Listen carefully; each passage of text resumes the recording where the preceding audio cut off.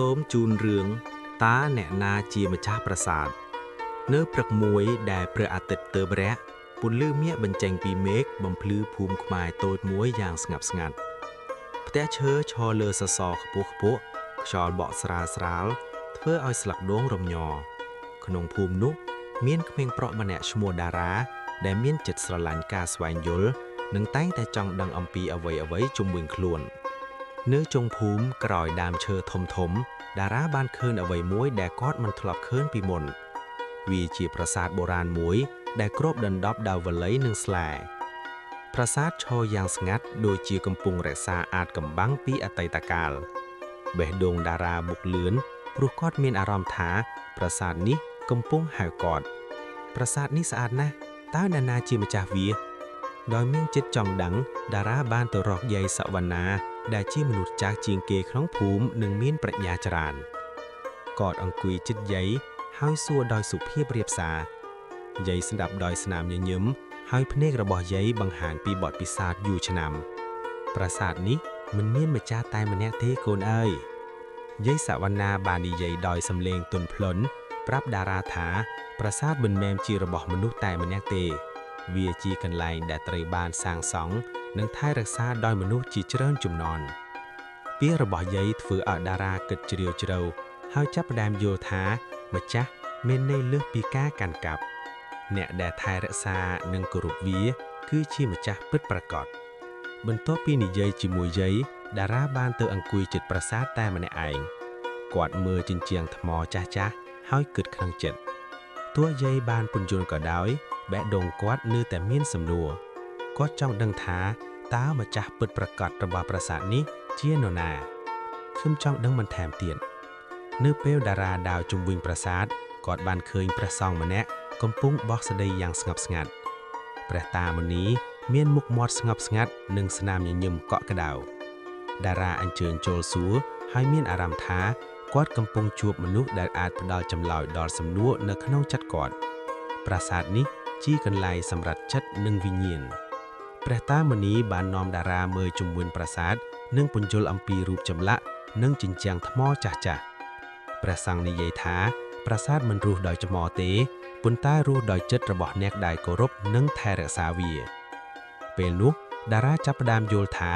មេរៀនដ៏សំខាន់មួយកំពុងចាប់ផ្ដើមអ្នកណាថែរក្សាគេនឹងក្លាយជាម្ចាស់ពិតប្រាកដតារាមិនបានរងចាំទៀតទេគាត់យកឈើច្រាស់មួយហើយចាប់ផ្ដើមសម្អាតជុំវិញប្រាសាទស្លឹកឈើចាស់ៗនិងធូលីត្រូវបានបោះចេញយ៉ាងប្រុងប្រយ័ត្នរាល់ការបោះមួយបង្ហាញពីចិត្តស្រឡាញ់និងការទទួលខុសត្រូវរបស់គាត់ចំពោះកន្លែងបុរាណនេះខ្ញុំនឹងជួយថែរក្សាប្រាសាទនេះវល័យពណ៌បៃតងបានគ្របជញ្ជាំងប្រាសាទអស់រយៈពេលយូរតារាប្រោដៃតូចៗរបស់គាត់ដោះវល័យចេញយ៉ាងយឺតគាត់ប្រុងប្រយ័ត្នណាស់ព្រោះគាត់មិនចង់ឲ្យសិល្បៈបុរាណរងការខូចខាតឡើយក្នុងចិត្តគាត់មានតែការគោរពនិងការយកចិត្តទុកដាក់ប៉ុណ្ណោះខ្ញុំត្រូវប្រុងប្រយ័ត្នពេលវល័យធឿកចុះតារាបានឃើញរូបចម្លាក់ដ៏ស្រស់ស្អាតមួយមានរូបអ្នករាំ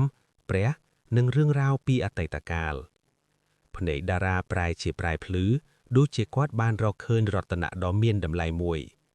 គាត់មានអារម្មណ៍ថាប្រាសាទនេះកំពុងនិយាយរឿងរ៉ាវទៅកាន់គាត់វាស្រស់ស្អាតណាស់ព្រះតាមុនីឈរនៅជិតតារាហើយពន្យល់ដោយសំឡេងទន់ភ្លន់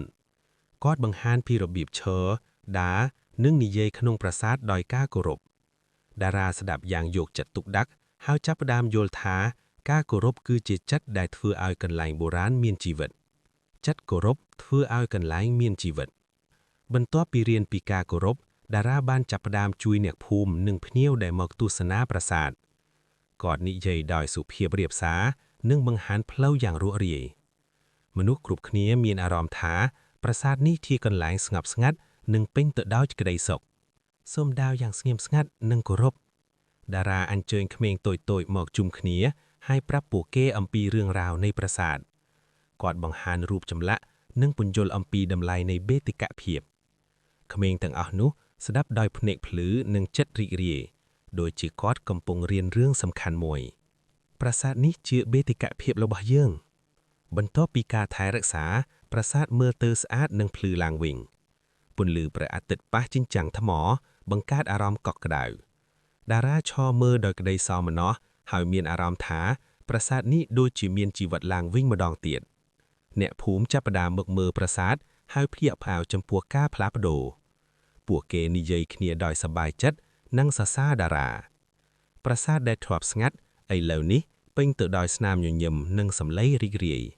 ប្រាសាទមើលទៅស្អាតណាស់ឃើញតារាធ្វើដោយចិត្តល្អអ្នកភូមិទាំងអស់បានចូលរួមជួយគ្នាមានអ្នកបោះស្ដីអ្នកសម្អាតនិងអ្នករៀបចំជុំវិញប្រាសាទពេលនោះប្រាសាទមិនមែនជាកន្លែងរបស់មនុស្សតែម្នាក់ទេប៉ុន្តែជាកន្លែងរបស់មនុស្សគ្រប់គ្នាយើងអាចធ្វើវាជាមួយគ្នាយាយសវណ្ណាឈរមើលពីចម្ងាយដោយមានស្នាមញញឹមពេញមុខគាត់ឃើញថាតារាមិនត្រឹមតែយល់ពាក្យប៉ុន្តែយល់ដោយចិត្តការថែរក្សាប្រាសាទបានក្លាយជាកំត្រូវចិត្តសំខាន់រួមរបស់សហគមន៍ឥឡូវកូនយល់ហើយនៅពេលថ្ងៃលិចតារាអង្គុយស្ងប់ស្ងាត់មុខប្រាសាទ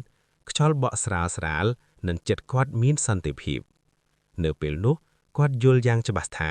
ម្ចាស់ពិតប្រាកដមិនមែនអ្នកកាន់កាប់ប៉ុន្តែអ្នកថែរក្សាដោយចិត្តស្រឡាញ់ការថែរក្សាគឺជាកម្មសិទ្ធិពិតប្រាកដប្រាសាទក្លាយទៅជាកន្លែងរួមរបស់សហគមន៍ទាំងមូលមនុស្សមកជុំគ្នាដោយចិត្តរីករាយនិងការគោរពប្រាសាទឈរយ៉ាងស្ងប់ស្ងាត់ប៉ុន្តែពេញទៅដោយជីវិតព្រោះវាបានថែរក្សាដោយចិត្តល្អរបស់មនុស្សគ្រប់គ្នាប្រាសាទនេះរួមដោយចិត្តរបស់អ្នកទាំងអស់គ្នានៅពេលនោះតារាបានយល់ថាម្ចាស់ប្រាសាទគឺមនុស្សគ្រប់គ្នាដែលថែរក្សាវាដោយចិត្តល្អឥឡូវខ្ញុំយល់ហើយប្រាសាទនេះជារបស់យើងទាំងអស់គ្នា